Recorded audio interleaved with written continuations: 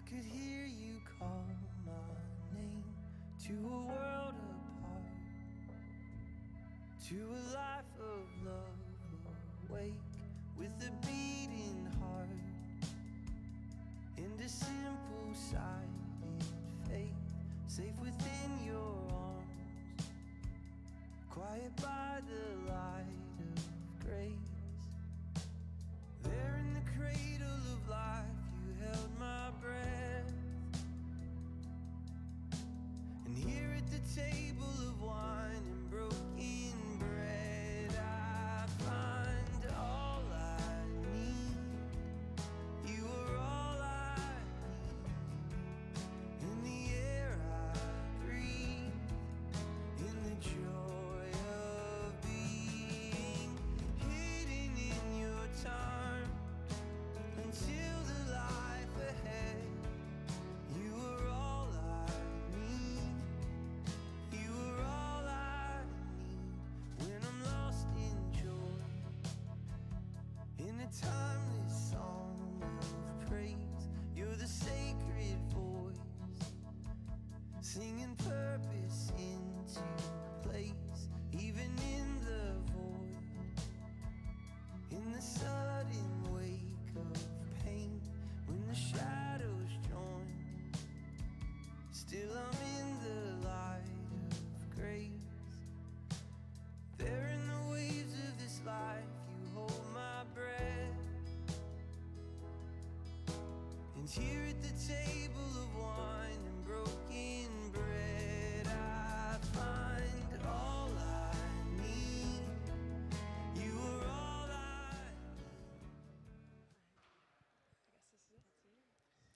Hello, everybody. Welcome here. We're so grateful that you are able to join us on this beautiful day and just be able to gather together in God's presence as His community and His family together. So thank you for joining us. We are excited for the start of a new school year, and it's a blessing to be able to gather together. And yeah, we just really wanted to start this year with the heart posture of praising God and just giving all the glory to Him for all that He has done in and through us in the summer months, and what He has planned for us in the next 8 months. And our prayer this year, and I would invite you to have this prayer as your own, is that Christ would be magnified through us, and that when other people look at us, that they would see Him, and that they would see Him working in us, and the characteristics of Him as they impact the people around us. And so I would invite you to stand if you're able as we sing and give praise to God.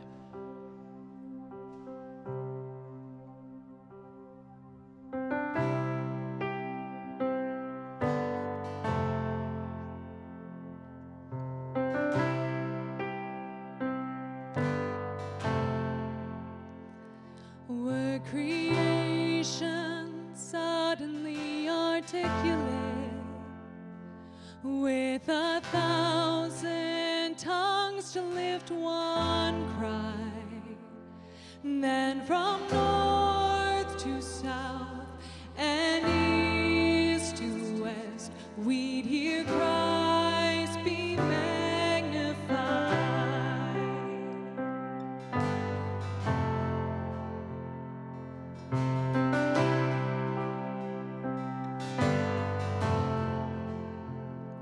Were the whole earth echoing His eminence, His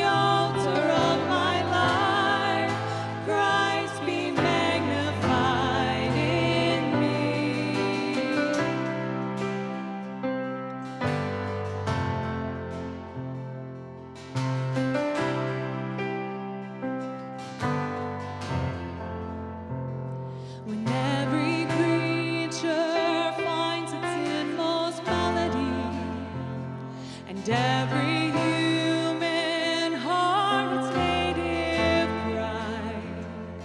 Then in one enraptured hymn of praise, we'll sing Christ be magnified. And oh, Christ be magnified. Let his praise arise. Christ be magnified in me. And oh, Christ be magnified from the altar of my life. Christ be magnified in me.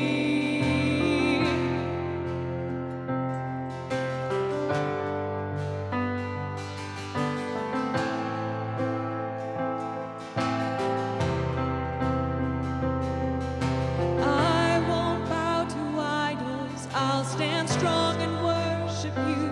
And if it puts me in the fire, I'll rejoice 'cause you're there too. I won't be formed by feelings. I hold fast to what is true. If the cross brings transformation, then I'll be crucified with you. 'Cause death is just a doorway into resurrection life. If I join you in your suffering, then I'll join you when you rise. And when you return in glory with all the angels and the saints, my heart will still be singing and my song will be the same. Oh, Christ be magnified. Let his praise arise. Christ be magnified in me.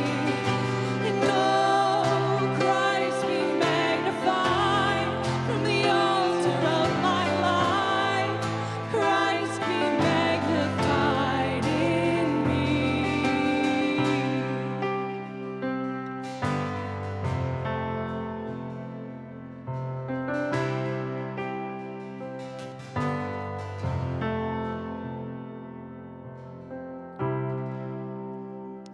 As we start another school year, and whatever our role looks like, whether we are teaching students, whether we are a student, whether we're administrative support or anything in between all of those roles, we want to be able to remember the foundation where we come from, the one who gives us our identity, the one who loves us far beyond the things that we could accomplish or the things that we could do, the people that we could support.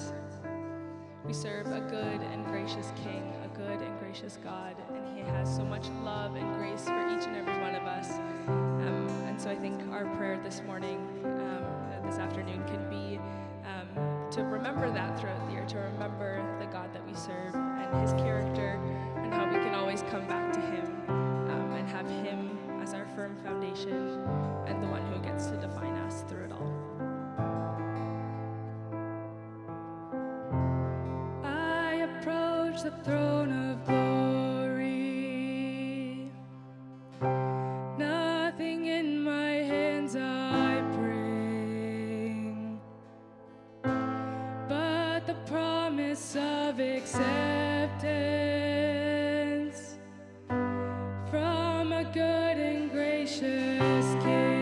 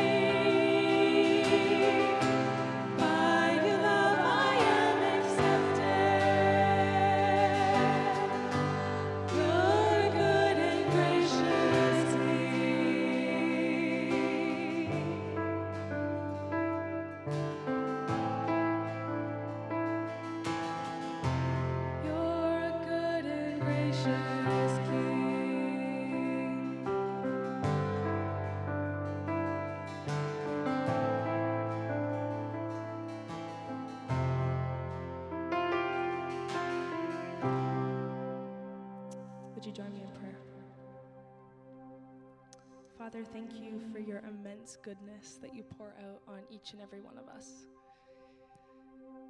Thank you for loving us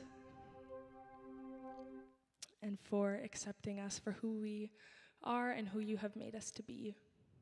May we continue to live into the identity that you have given us, that we are your children and your beloved. May that be what we come back to throughout this year, and will we always remember that you are good and gracious and that you love us. In Jesus' name, amen. Thank you for worshiping with us. You can take a seat.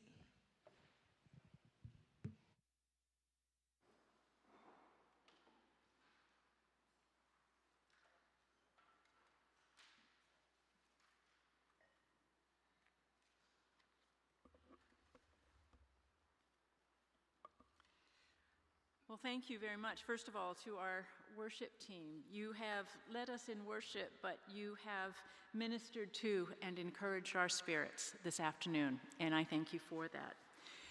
Well, hello, everyone, and welcome. Here we are again. It's the end of August, the last Tuesday before everything else starts to come. And we've been looking forward to gathering with you this afternoon to take these next few minutes to share an update on what was accomplished since this time last year, as well as give you some information on where we're headed as we look to the year ahead. And so it's become one of those annual events that I know that I look forward to. But as we begin, as always, just a couple of important reminders to frame our thinking and our discussion this afternoon. First of all, the mission. This is the why of why we're here. Tyndale is dedicated to the pursuit of truth, to excellence in teaching, learning, and research for the enriching of mind, heart, and character to serve the church and the world for the glory of God. Our student leaders have spent some time this morning talking about the mission and what that means for them as student leaders. And out of that mission flow our values. This is the how. The values are not the things we value. Values in an organizational setting or an institutional setting describe how we will accomplish these things together and how we will shape our culture together. And so our 5 values that we have are people, diversity, academics, faith and learning, and stewardship. And you may have noticed, or not yet, then look as you wander around the halls in the next few weeks. Over the summer, we had new plaques put up with the value statement. So that is there and a bit more visible than it has been. I'm thankful for that and for the team that looked after that for us. And then from the mission and the values, we have the strategic themes that we outlined when we launched the strategic plan 4 years ago. The 6 themes are to be a global Christian university, culture of hospitality and service, a diverse community, holistic student development, the digital experience and technology, and long-term sustainability. And these themes describe the what that we will focus on as we strive to achieve our mission while living out our values. So with that as a quick refresh, let me just jump ahead to some key things that we have to celebrate since this time last year. And we know that staff and faculty, we sent out an outcomes report on Friday of last week. Some of you have probably had a chance to look at it. There's more detail there, but here are just a few highlights that we have to celebrate. And some of these weren't even amongst those strategic priorities that we'd set for last year. But the first thing is that last September, we had our second post-COVID year of enrollment growth. And so we celebrate that and what that represents for our campus. We celebrate the fact, many of you will remember, I think it was at our Christmas party in December, that I shared with you the news. We had just received word from the province that we were able to increase our Bachelor of Education cap from 72 to 150 students, which we plan to do in phases. The cohort that started this summer, just a few weeks ago, includes 90 new teacher candidates in the BEd program. Another thing that we celebrated was the campus-wide engagement in the process of confirming and enhancing our experience and understanding of Christian hospitality, which is one of those key strategic themes. And special thanks to DIAC, the Diversity Inclusion Advisory Council, HR, and the Office of the Provost, with special thanks to Jesse Sedergo and Sharon Schwa for their leadership of our Christian hospitality journey over the past year. So now our challenge is to continue that good work, continue that process by embedding the principles learned into our ongoing thinking, planning, and engagement. On the financial side, our fiscal year goes from May 1st to April 30th, and the audited report for the fiscal year just completed has been received, and it will go to our Board of Governors in their fall meeting. After that, Glenn Roadnight will provide his annual update on how everything wrapped up.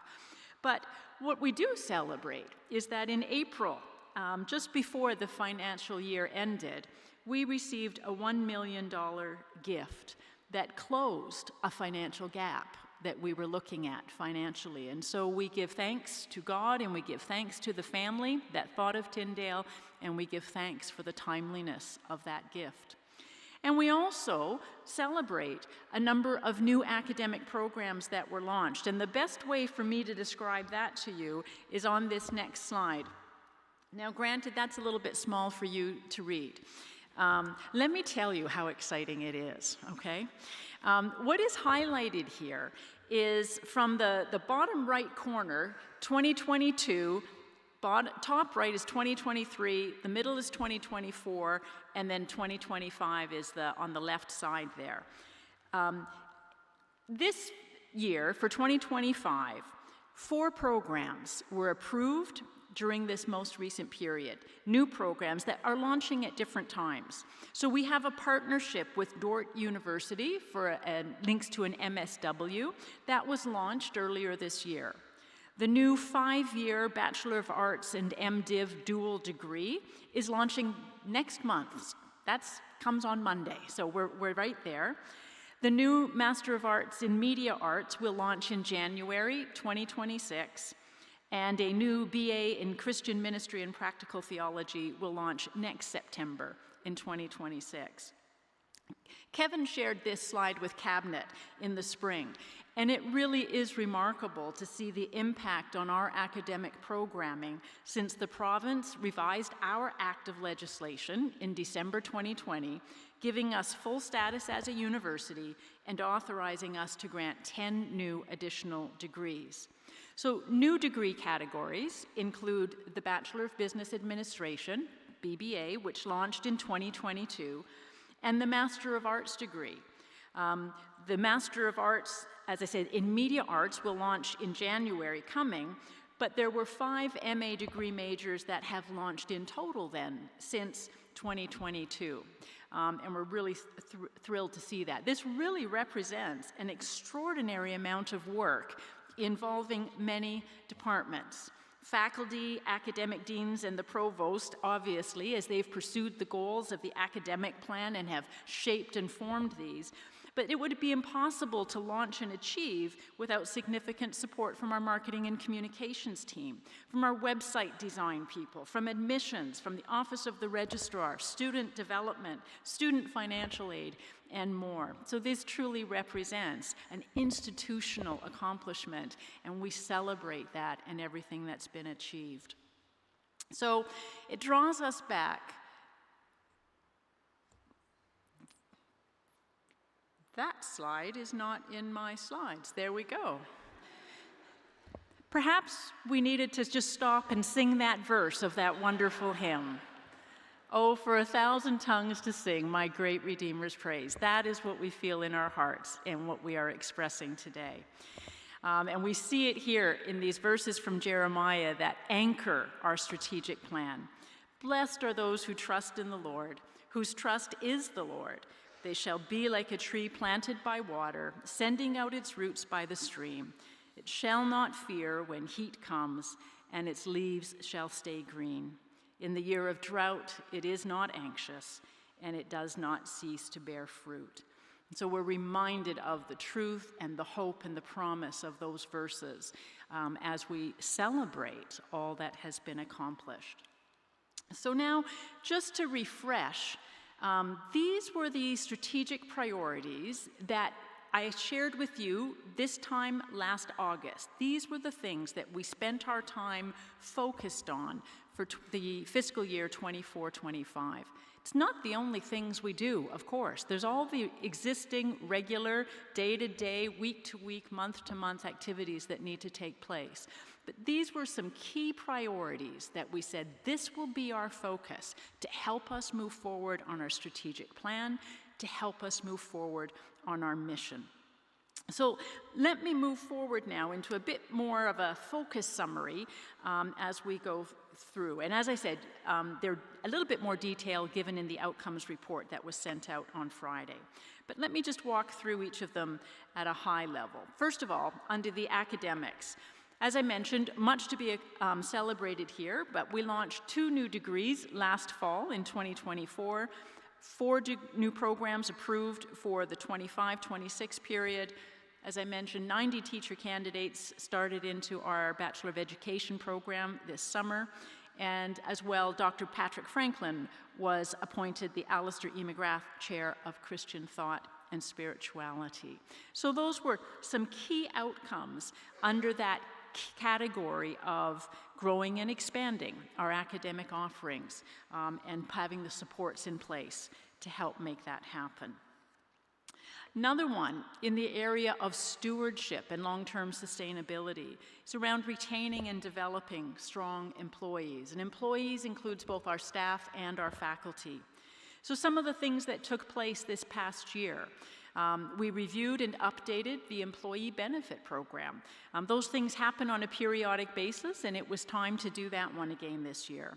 We continued to move forward with our emphasis on our institutional values and culture.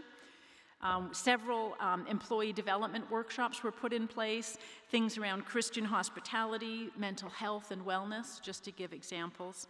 And also last year, a new performance management process was launched for our staff, our non-faculty employees. So those were some of the outcome highlights there.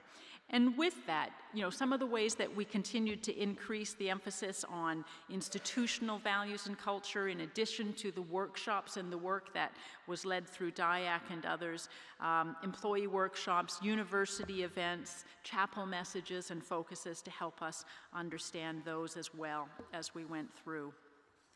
Another area under stewardship is around some of our system and technology improvements. In the past year, we launched Ask Jean.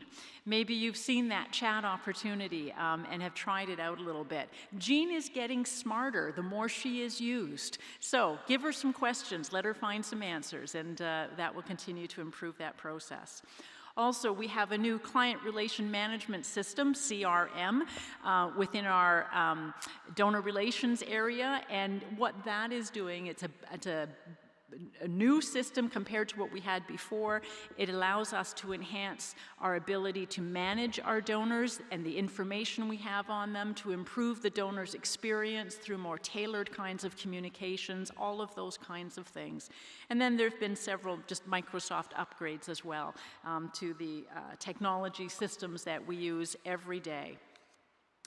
Around the area of enrollment and the student experience and enhancements in that area. And I combined this a little bit together because they're separate, but some of these activities go hand in hand and impact both drawing new students and retaining existing students, as well as adding to that student experience.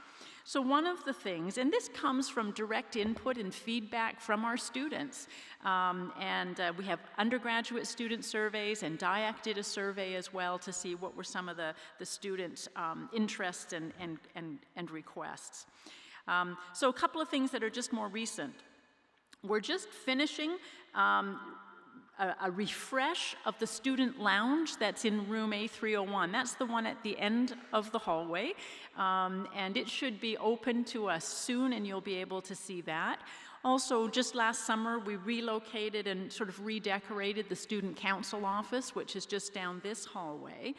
And what that does, because you will remember we previously renovated and relocated the Katimovic Lounge to the hallway just outside. So with these changes, that kind of concludes that whole hallway of student gathering spaces, making it refreshed, making it attractive, making it comfortable places to gather.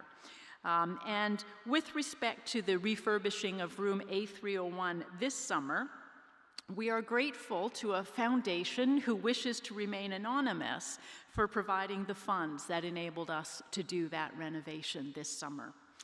And then another thing that is underway and just getting almost finished, we've repurposed some space in H-Wing for athletic purposes and use. So as you will recall from past conversations, as we go forward with our Tyndale Green development, it will include a new athletic facility, but in the meantime, once the old high school is demolished, and I'll have more to say about that in a few moments, then the gym that we have had access to for a number of years will no longer be there. And so we have repurposed some space in H-Wing that will help provide some additional space during that intervening period. So it supplements the Henderson Fitness Center, which we have, and helps to transition us to a new athletic facility while we continue to use some other local athletic spaces that are nearby as well. Now the students will have an orientation to this new space. I think it's next week. Am I right, Sharon? Yes. But it's not just a student space. It is also available to staff and faculty, so stay tuned for some information on how to access it, use it, scheduling, those kinds of things early this semester. We'll get that out to you as we can. And one of the things that we also appreciate and value with this repurposed space in H-Wing is that it increases the accessibility of fitness space for everyone who's a part of our community. The Henderson Fitness Center is hard for some people to use. So with this additional space, that will also increase the accessibility. So that's a high-level summary of some of those big outcomes from the past year. As I say, I encourage you to just take a few moments to read through the report that was emailed out on Friday. But really at this point, this is truly an institutional accomplishment. And it's groups working across functional areas, collaborating together, bringing it about to bring us to this place. So very much I want to express from myself and from my heart, but also on behalf of Cabinet, a huge thank you to all that you have contributed, all that you have done, and all that you have accomplished together in pursuit of our mission and pursuit of those things we've identified as being most important. So what are some of the things we take away from last year? Some reflections. And as Cabinet was working through the summer and going through this process, some of the reflections that we've brought from that and want to carry forward is, first of all, to continue in an explicit way to weave culture and Christian hospitality into our action plans for all that we're doing and for the priorities that we set. Another is, in the last couple of years, we've been working hard to increase our focus on metrics and measurable outcomes, and are we achieving the things that we set out to achieve? And so we want to continue that focus. As I say, we've made some progress and we have more work to do in this area. But we also really want to challenge ourselves to reimagine how we pursue our priorities. You might recall, it may be a little while since you looked at the strategic plan itself, but for each of the strategic themes, there's a descriptor paragraph, and each paragraph begins with the phrase, "We are reimagining." And so we want to challenge ourselves to truly reimagine some of the ways that we're doing things so that we can move forward in our current context, in our current times, leveraging the history, leveraging the accomplishments of the past, and moving forward in ways that are good for the times that we're in now as well. The goal is not to just keep doing more and more and more. The goal is, let's think about how we do it quite differently, perhaps, than what we might have done in some areas. And the other thing is, as a cabinet and as your leadership team, we do want to maintain the transparency where possible in terms of how decisions are made and how data is used to inform planning and decision making. So with that as background, here's the great drum roll as we unfold the priorities for the year ahead. Let me just walk them through with you. And here on this chart, on the left column is the cabinet lead person, and that doesn't mean they're going to do all the work on it, but it means they'll be the one who makes sure it keeps going and is coordinating the pieces that need coordination. Then in the second column, it says strategic themes. We have 6 strategic themes, just linked here, which ones are impacted by this area. And then what the strategic priority is, and noting again at the top that we are really weaving our culture and values into and through each of the priorities. So the first one is led by our provost, Dr. Beth Green, and it's to continue our work on growing and expanding academic offerings. And that actually touches all 6 of our strategic themes. It impacts the Global Christian University. It impacts the student experience. It impacts long-term sustainability. It impacts enrollment, all of those things.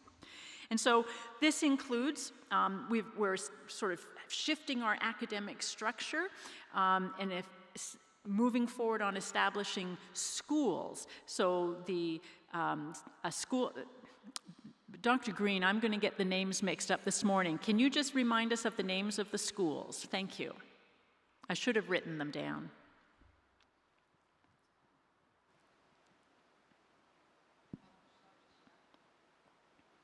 I can describe them to you, but if I get the names wrong, I'm going to be in trouble with somebody. So we're renaming undergraduate studies the School of Arts and Sciences, and within that there will be the graduate school for non-theological graduate degrees. So we've got School of Arts and Sciences. We're moving the Bachelor of Education out into its own school, so we'll have a School of Education. The seminary is the seminary. And we're also establishing a school for continuing studies, which is where our non-degree-based programming will live. Okay, thank you. So the approval for establishing those schools is in place, and there's some work to be done just to get the structures all aligned, and that will be moving forward this year. As well, a couple of years ago, started working on pathways, helping students see connections between different majors or degrees they may be in and pathways to career outcomes that are of interest to them. Also looking at pedagogy, and in-work learning opportunities. So some of those things that just continue to solidify, foster, and nurture our academic offerings. The second one, again, taps into enhancing stewardship and sustainability. This includes both sort of the administrative and financial side of things. It also includes donations from our very faithful supporters of Tyndale. And so both Glenn and Kevin have some areas of responsibility in this one. And so here we look at revenue streams, donors, people, systems, space, and climate, and how those things impact our stewardship and sustainability. The next one, and this is where Kevin takes the lead, is on growing and sustaining enrollment. And you know what? There's been some changes in the past year with caps on our ability to enroll international students is one example. As the demographic of students graduating from high school and transitioning into higher education changes, there's another dynamic there. So looking to explore perhaps some additional or new potential applicant pools for our future students, connecting with both domestic students, of course, but also immigrant families who may be looking to pursue their education here in the Toronto area, and looking at applying insights learned from the student satisfaction inventory that we completed in the spring to see what are we learning from our students that will help us better attract and retain other students to Tyndale. The next one is primarily led by Sharon from student development, but it's to continue to nurture holistic student development and really just continuing to focus on sustaining and fostering a strong, positive experience for our students. And then, now those four are similar big buckets as what we had this past year, and that's intentional. What is different this year is sort of the focus area within them as we move forward. But there is a new one here as well, and it's navigating the Tyndale Green construction. And this involves all of Cabinet, and it involves all of our strategic themes and priorities. And so it will have content around communications, both with you as well as other external supporters and stakeholders in the process, just the experience here at Tyndale, our culture, and our reputation as that process gets underway. What I would also say around that is it puts us in a place of saying, well, what does that look like? And I will give you an update on Tyndale Green in just a few moments. But let me give you some highlights in terms of our enrollment of starting from the summer and where we are right now as we look ahead to the 25-26 academic year. First of all, at a high level, we had our strongest summer enrollment in over 10 years this summer, and we really do celebrate that. On our undergraduate students, we had 94 students enrolled in summer courses. That's up from 89 last year and 59 the previous year, so a good increase there. In the seminary, we had 735, and compared to 647 and 658 the previous 2 years. And then, for a total of 829 versus 736 last year. For some of you, you may not realize that it's much more common for our seminary students to do summer courses than for our undergraduates. Some of our undergraduates do pursue summer courses, and we want to have a good range of options for them. But just due to the nature of the seminary programs and ages and stages of life for many of our seminary students, many more of them take summer courses. But that said, we saw growth in both the undergraduate and the seminary students taking. And as I said, it's the highest enrollment we've had in over 10 years, and we're delighted to see that happening. As I mentioned at the beginning, within the Bachelor of Education program, we have 90 new teacher candidates that began just about a month ago, and that was up from 70 this time last year, and that is to do with our new cap and being able to fill those new seats. Also in the Doctor of Ministry program, had 115 students registered in that program this summer, and that's up from 103 last year. So good growth in summer enrollment right across the board. The last number there is around our residents. Now this is not from the summer. This is forecast for the fall that we're just going into. We currently have 94 students confirmed for residents, and that's a slight drop over last year where we had 99. Our maximum is 160. So one of the things we have noticed is that this seems to be a bit of a continuing post-COVID trend where fewer students are choosing to stay in residence. And that creates an opportunity for us to think about new ways of using some of the underutilized residence space as well. And so we're thinking through some of that and what that might look like. Let me put up now some numbers for what we're looking at for the fall in both our undergraduate and seminary enrollment. So this data is as current as yesterday, okay? What we see is that, first of all, for our undergraduate student group, the current head count in terms of registered students is 294, and that's up a little bit from last year where we were at 291 at this time. The 294 is 82% towards our goal of enrollment for this year of 359.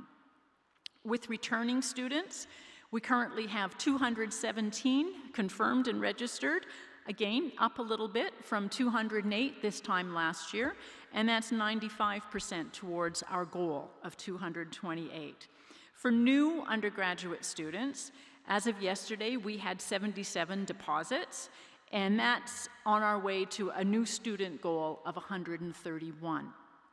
When we look at the seminary, we see some similar kinds of good news information. The current headcount overall is 728 versus 752 this time last year, and that's 87% of our goal of 839 for this fall. For returning students, it's just about the same as it was this time last year, 564, and that's 91% of the goal for this year. And on new students, it's at 164, a little ahead of last year, but fairly consistent, and it's 77% towards our goal of 213. Now, against our metrics of last year and where we were this time last year, there's been a lot of progress, and there's much to be thankful for. We have more applicants in the pool. We have higher numbers of returning students, with particular growth noted among undergraduate students. The average number of courses that students are taking is continuing to increase. The current projection is around 3.92 courses per undergraduate student, and 2.37 for the seminary or graduate students. And, if the maximum typical load is 5 courses per semester, that means we're getting close to an average of 4. And that shows, for undergraduate, and that shows recovery since the COVID years when students sort of scaled back on the number of courses that they were taking. We're also seeing a bit of an increase with the seminary and graduate students as well. But again, the average courses per student at the seminary is usually in that 2-point-something range because more of them are part-time students. Many of them have full-time jobs or ministry, and they spread their courses out over the winter, summer, and fall. So that's the reason for the difference. So if we were looking at these numbers in relation to last year's year-over-year growth and in relation to last year's budget, we'd be smiling. And we are smiling in terms of looking at progress has been made. However, you'll see that we are lagging in terms of our goal in some of the areas for this year. The budget is not this year's budget is not the same as last year's budget. The cost of everything has increased. That's as true for the university as we are experiencing in our own lives. So as a result, we are thankful for the growth, and we recognize that what we're seeing right now is not sufficient to meet the tuition revenue targets that are part of our budget for this year. So we're projecting a shortfall for the fall and winter tuition revenue targets. We don't know right now precisely what that gap will be. The data is being updated as soon as we have it, and we're monitoring it closely. We do know that the summer enrollment strength and other revenue streams isn't enough to close that gap entirely. We also, and I'm very thankful, our teams in admissions, our faculty and program advisors, the enrollment committee, student development staff, the registrar's office are all working tirelessly to confirm every possible new and returning student for September.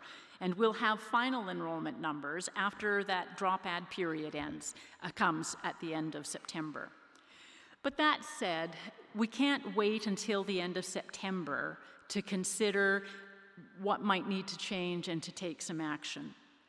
So as of Cabinet Planning Day, which was last week on Wednesday, we reviewed all of this, and we're taking the following steps. And I want to share them with you to know, so that you'll know what we're doing, that you'll know we're preparing, and that you'll know where we are. So the decisions we made last week, first of all, is that discretionary spending, we're going to put that on hold as much as possible. Okay, the things that don't need to happen, discretionary spending, we're going to put that on hold until we see where we're at. We're also going to review all vacancies that we have for positions just to determine priority around what positions must be hired for now versus what can be deferred. and all vacancies will require sort of my and Cabinet's approval to move forward. That keeps us accountable for what we're doing and how we're doing it. And also, we made the decision that Cabinet members will start exploring with their teams what expenses in our budgets can be reduced and how planned initiatives might be reorganized, deferred, prioritized differently, or perhaps accomplished in different ways. I share this with you today not to cause you unnecessary anxiety, but to hold ourselves accountable to you, that we are mindful of our stewardship, that we are mindful of making the best decisions we can with the resources we have and acting in the best interests of the university as a whole. Our fervent intention and the activities being undertaken is to close the gap as much as possible by the end of September. And as I mentioned, many departments and teams are working hard on doing that very thing. But whether we're directly involved in that work or not, all of us can pray fervently with gratitude, first of all, for all God has done, for all God continues to do, and all He will do here at Tyndale. We can pray with gratitude for the students that God is calling to be here, and that those who are still weighing their options will make the decision to come. We can pray with gratitude for God's blessing on the teams and the individuals who are following up on every email, text, message, and conversation that takes place with new and returning students. And we can pray with gratitude for our support teams who are maintaining accurate data and records to facilitate informed decision-making and timely next steps. And we will continue to monitor this closely and use that to guide the decisions that we will need to make. Moving ahead now, I want to tell you a little bit about Tyndale Green.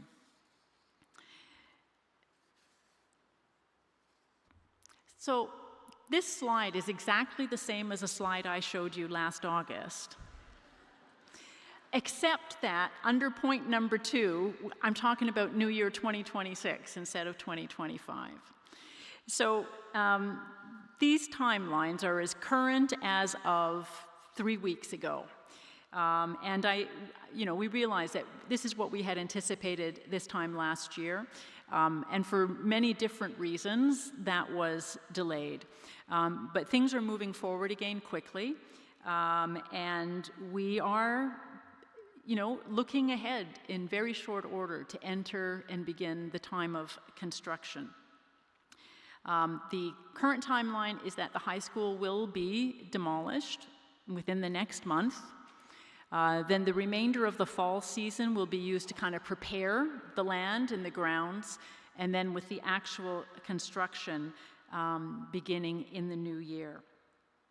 And the exhibit room that we opened last summer will be updated as we have more information to share. But some of the reasons for the delay of this past year, as you'll appreciate, since we first submitted the application almost 4 years ago now, 3.5 years ago, much has changed. The economy, labor, materials, interest rates have all gotten harder to manage. And you may have noticed that most large property developments in the GTA have stopped as not being financially viable. Those in terms of building apartments and condominiums, which are similar to what kind of project we're doing. Our partners at Marquee have worked unbelievably hard and consistently to explore options to keep this project alive. That's sort of key drivers for the reason for the delay. But also, I want to share with you where we are now and some of the changes that are taking place so that we can move forward. So this is just around phase 1. This is a 5-phase project. And the update I'm giving you now is for phase 1, because things can change again before we get to phase 2, 3, 4, and 5.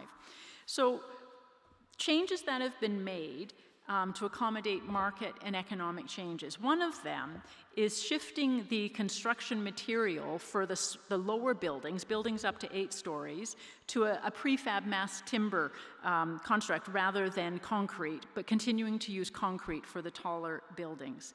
This saves cost. It also saves time. Wood is much cheaper than concrete. And it could mean, though, one of the advantages to us is that with this change, phase 1 can be completed in about 18 months instead of 2 years, which generates rental revenue sooner once tenants are in the phase 1 completed apartment buildings. This change also contributes to a cleaner work site because there will be less work done on the site. And that, I think, has potential positive benefit for our experience as a community as well as the work is undertaken. Another change is that there will be one above-ground parking structure. The previous plans had all of the parking going underground. This affects parking spaces for phase 1 and phase 5. The structure itself will be 7 stories of parking, but its actual height is the same as a 5-story residence because the ceilings aren't as high for a parking structure as they are for living space. It will provide about 700 spaces. It's going to be placed in the south corner of where the development was, and it will replace one building that was tended to be there, which means that the planned daycare and the planned sort of flex space for us as the university will be moved to another building. Which building that is has not yet been confirmed, but that will take place. There will still be underground parking for the other areas of the development that will go up in phases 2, 3, and 4. One thing that's nice is that our parking that we're currently using right now will remain unchanged until phase 1 is completed. Okay, so that leaves us sort of where we are in terms of our own parking for the next little while. The other thing that has changed is the number of units. Part of it is resulted in a slight increase in the size of some of the smaller units, but also increasing the number of 2-bedroom units over bachelor and 1-bedrooms. Part of that is because it's felt that those will be more appealing to potential tenants, have a little bit more space, a little bit room to live and move around in. It's possible, too, because of the one building being replaced by the above-ground parking, that also reduces the number of total units we'll have as apartments. It's quite possible that some of those suites lost could be made up in subsequent phases, to be determined at this point, whether a floor might be added to 1 or 2 buildings. That kind of a situation is possible. But, the rationale for all of this, it's cheaper. It's not cheap, but it is more cost-effective, which enables us to move forward with the plan. And it's cleaner in terms of the work site, and it will be completed more quickly than the previous plan. So there are benefits to us, even as these changes have been made. One of the things that I want to emphasize, and that's why I put it in yellow on the screen, this is the plan for phase 1. Subsequent phases will be considered in relation to what the economic context is at that time as it goes forward. And so as we look at it,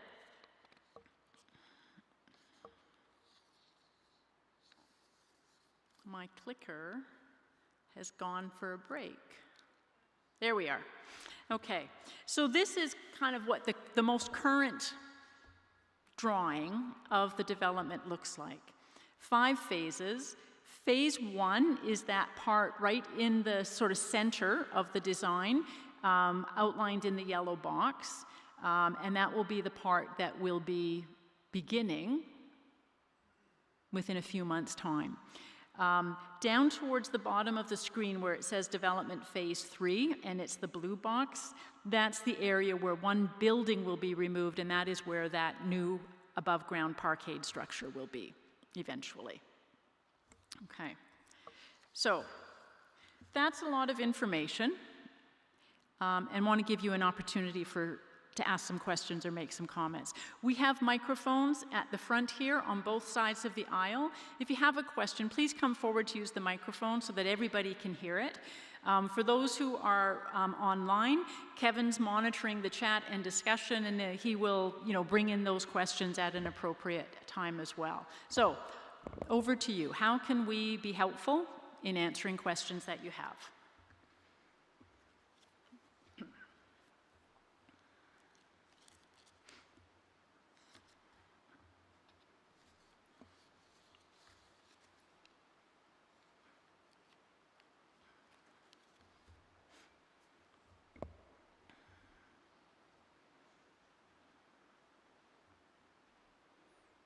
It only takes one person to have the courage to be first.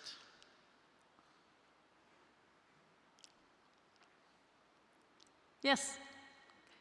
Can you come up and use the mic so that everyone can hear you? There's one there. Thank you. So, weird academic hypothetical question and doomsday scenario. So if the university enrollment were to go over a cliff and the university wasn't viable, what would happen to the Tyndale Green project? Is there some sort of, because they're two very different things in some ways, but they're interconnected, interrelated. Obviously, enrollment is a problem for the university, but what if the university weren't viable? Those sorts of scenarios must be mapped out by someone. And I've never heard the question, so. Yeah, thank you. And I just went over to be closer because sometimes the sound bounces around up here. So thank you for that. And hopefully you all heard the question, but it's kind of like, worst case scenario, what happens?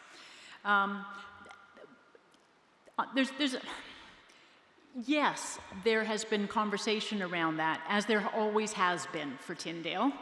And no, there's not a detailed plan at this time, okay? Certainly, in some earlier discussion, because we know that one of the things Tyndale Green is intended to do is provide another long-term revenue source for the university, right? And,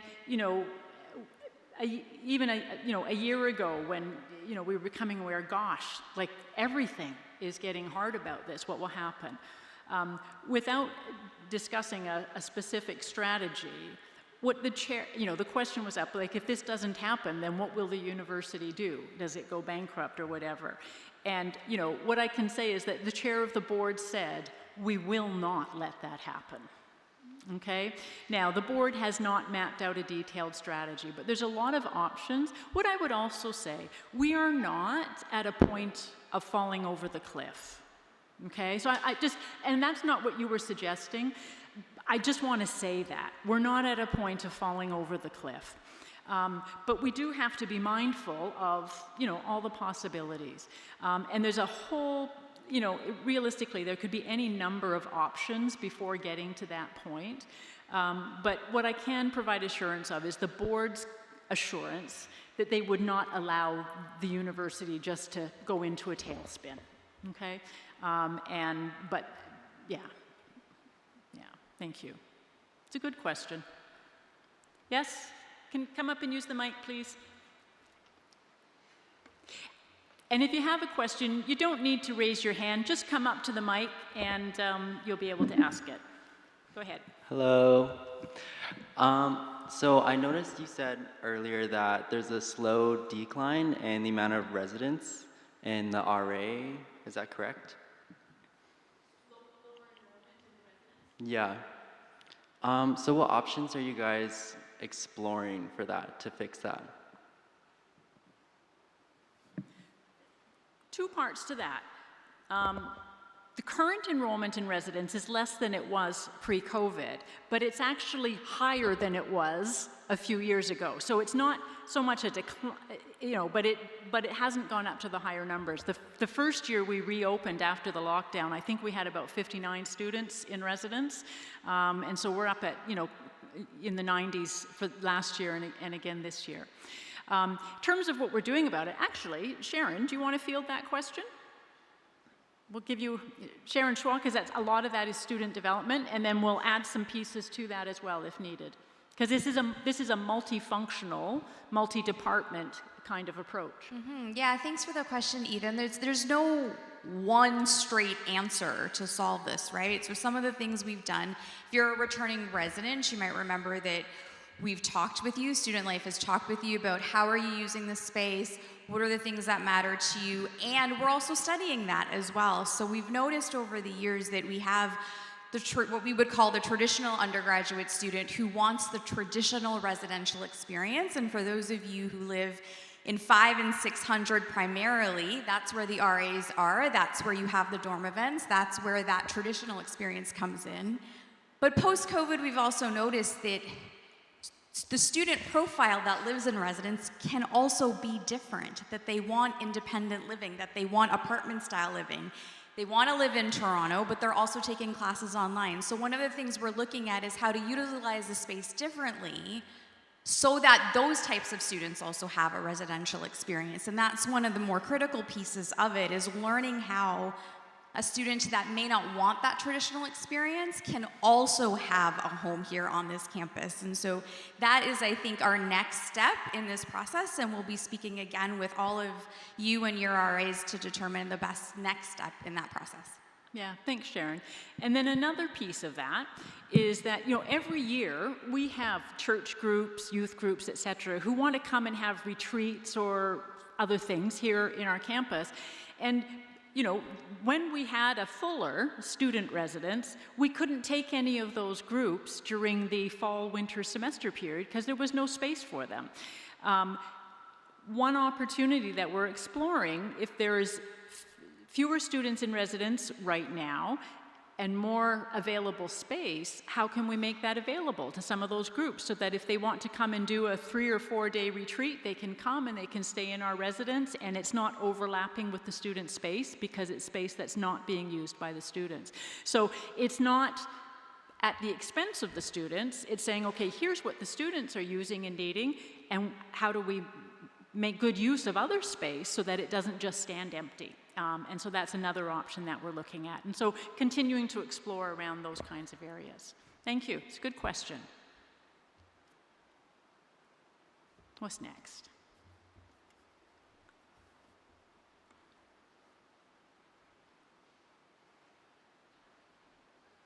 Come on down.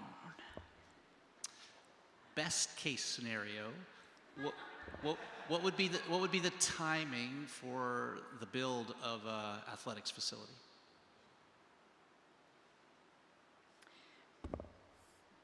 The earliest would be in phase 2. At the present time, we're thinking it's going to be phase 2 or phase 3. There's a significant cost to building the athletic facility, and we're going to have to find a way to fund that. So phase 2 or phase 3 is what we're looking at right now. Obviously, we don't like to do it as soon and as fast as we can. And waiting is sometimes hard and frustrating, but we will get there. We will get there. Is there another question? Hi. Hi there. So I just have a question regarding the plaque. So some students noticed that with the change in the plaque, with the change in values, and we noticed that it kind of took a shift from Christ-centeredness to kind of a people-centeredness view. Now, obviously, there is a mention of faith in the plaque, and one of the reasons I chose to come to Tyndale because there was Tyndale set apart as a Christian university. We're a university institution built on the pursuit of Christ. Right? Everything is centered around Christ. And that was kind of changed in the new core value statement. So the question is, why did we shift away from the Christ-centeredness to like a people-centeredness in the values? So yeah. Yeah, no, that's a good question. I would say we haven't shifted from a Christ-centeredness because the values do not stand alone. The values only exist within our mission statement, which is clearly as a Christian university. And everything that we do reflects that reality and that focus for us. So the values flow out from there. And we've spent time talking about, over the past couple of years, and going through a process of clarifying, those biblical connections of those values and how that impacts us as Christians as we walk, and how we extend those values to others in our community who may not share that same faith commitment with us. So one of the things I would encourage everyone to remember is that as we talk about the pieces, none of the pieces exist in isolation from the whole. Everything comes from the mission. And the mission is that we are a Christian university, first and foremost. Teaching, educating, developing for the purpose of preparing people, equipping people to serve the church and the world for the glory of God. That has not changed. I think and also, as we go forward in it, it's how we live those out, right, within our faith community.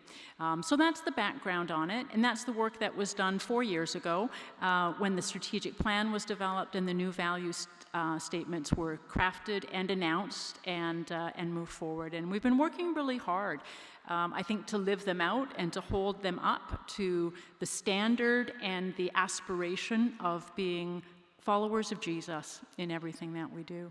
Thank you. It's a good question. Got someone else?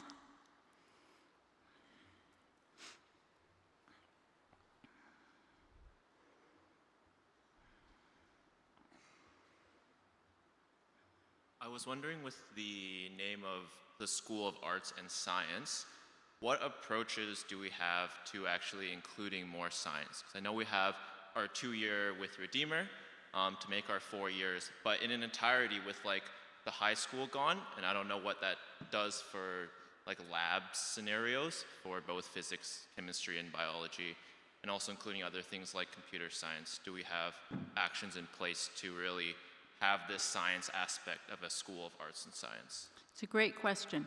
And the partnership we have with Redeemer was our first step towards establishing a Bachelor of Science degree. And of all the new degrees that we can add, Bachelor of Science is probably the toughest. It's really starting from the beginning because it's a very different kind of degree than we've traditionally offered.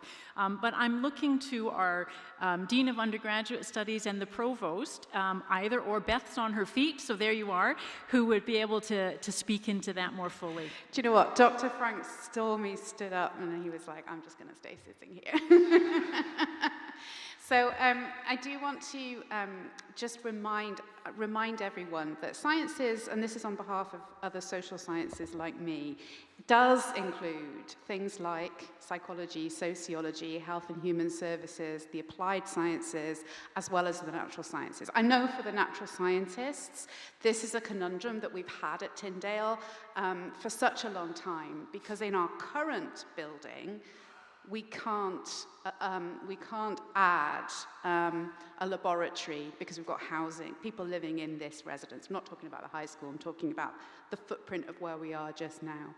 Dr. Bichet constantly reminds me of all of the places on campus where we could put a laboratory. And didn't we just have that conversation yesterday, Dr. Bichet? Yeah, no. And the issue is we would need a similar type of capital campaign or fundraising that we will need for an athletic center. And in weighing those priorities, in the next phase 2, the athletic center, because it's available for all of our students, is the priority. But that doesn't preclude conversations, and they are ongoing, in terms of the academic plan and how we might. So part of why we did the 2+2 with Redeemer was actually to collect some data. Because, I want to say this without in any way dissing Tyndale, if you think about where we are, there are some pretty amazing places where you can pursue a science degree. So is it that we need to compete directly with UFT, York, some of those other places? Or is it that we need to give you as students a foundation? So for things like pre-med, or, I'm just thinking on my feet here, environmental sciences, that you could do a couple of years here and then go and finish those degrees in centers of research excellence, representing the way that you've been taught to think Christianly. If I had to put my hat, I need to be objective, I'm the provost, but I think that's more realistic for us than to say, at this point, we need a plan in place to compete directly on the research side, as well as the teaching side, with some of those amazing institutions that we are situated right within the middle. But rest assured, you are well represented by some very vocal lobbyists, and no, the 2 + 2 with Redeemer is not the end of the story. Okay. Kevin's just waved to me. He's got some questions from some of our virtual attendees. It is nice to see some signs of life with those online. Thank you, Ava, for posing a question. But just curious to know if Tyndale Green is going to offer homes for purchase as well as rentals. They are all rentals at this time. 2 years ago, when the market was different, there was some conversation whether some of them might be for purchase, but the initial plan was that they would all be rentals, and the model we're working with now has gone back to that plan again, that they would all be rentals. That's what I can say for this point in the process. As need or circumstances change, then that could be revisited, but at this point, they're all for rent. Yeah, thank you. Okay. We've got time for one more question.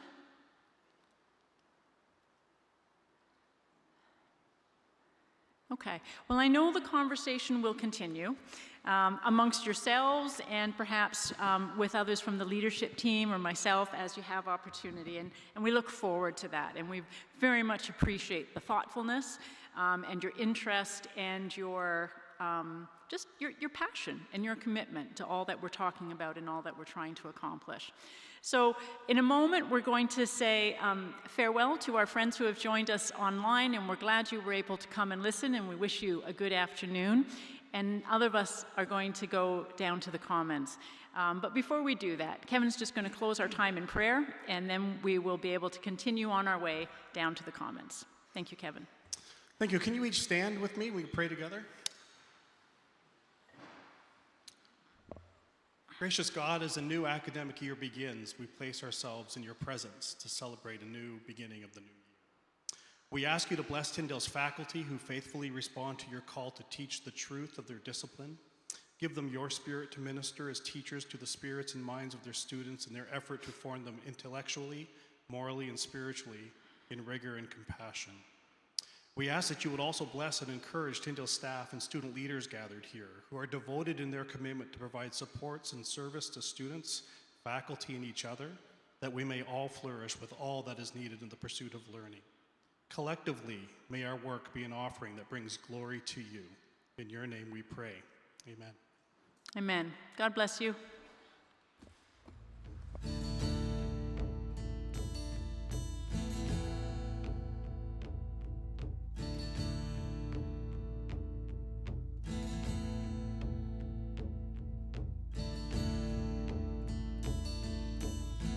All my relations, it's been a long time we've been apart. But my relations, the grieving has passed. A song of joy fills our hearts. Welcome home, welcome home. Welcome home, my loved ones, welcome home.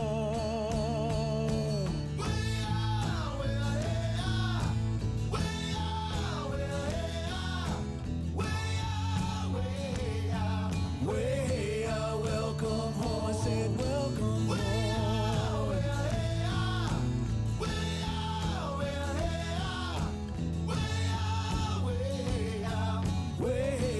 Welcome home, I said welcome home.